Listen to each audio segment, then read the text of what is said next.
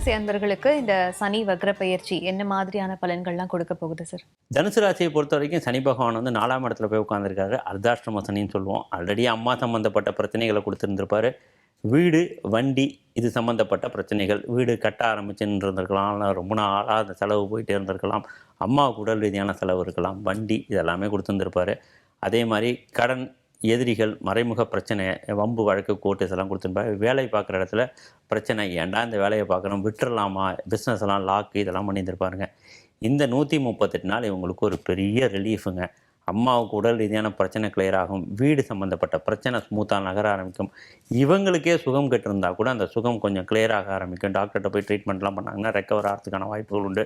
கடன் கிடைக்கும். மறைமுக எதிரிகள்லாம் தெரிச்சு ஓடுவாங்க. வேலை இல்லாதவங்களுக்கு புது வேலை கிடைக்கும். வம்பு வழக்கு, கோர்ட்டு கேஸ் இதெல்லாம் இருந்தால் குறையும். உடல் ரீதியான பிரச்சனைகள் ஏதாவது இருந்துச்சுன்னா அதெல்லாமே ட்ரீட்மெண்ட் மூலிமா அவங்க குறைச்சிக்க முடியும். வேலை பார்க்குற இடத்துல இவங்களுக்கு ரெகனைசேஷன், மேலதிகாரிகளோட சப்போர்ட்டு, இவங்களோட ஹார்ட் ஒர்க்குக்கு அவங்க எல்லாம் வாவுன்னு கை தட்டுறதுக்கான விஷயங்கள் எல்லாமே கிடைக்கும். ஒரு ப்ரமோஷனோ ஒரு இன்க்ரிமெண்ட்டோ உங்களுக்கு கிடைக்கிறதுக்கான வாய்ப்புகள் இந்த துறையில் உண்டு. மென்டல் டிப்ரெஷனு, ப்ரெஷரு, ஸ்ட்ரெஸ்ஸில் இத்தனை நாளாக இருந்திருப்பாங்க. அது எல்லாமே கிளியர் ஆகும். முகம் வாடி இருக்கும், முகம் கருத்து இருக்கும், அதெல்லாமே பொலிவு பெறும். பார்க்குறதுக்கே எல்லாரும் ரொம்ப ஃப்ரெஷ்ஷாக இருக்குது, எனர்ஜெட்டிக்காக இருக்குன்னு கேட்கக்கூடிய ஒரு சூழ்நிலை தனுசு ராசிக்கு இந்த 138 நாள் உண்டுங்க.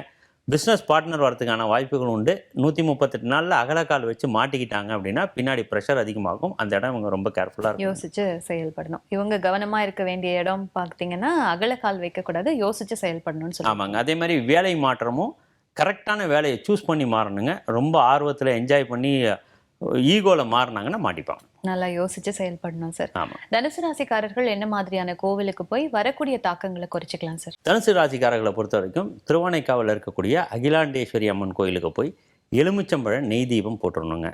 ப்ளஸ் அந்த அம்பாளுக்கு குங்கும அர்ச்சனை வந்து இவங்க பண்ணிக்கலாம். அதாவது ஃபினான்ஷியலாக நல்லா இருக்காங்கன்னா இதை பண்ணிக்கலாங்க.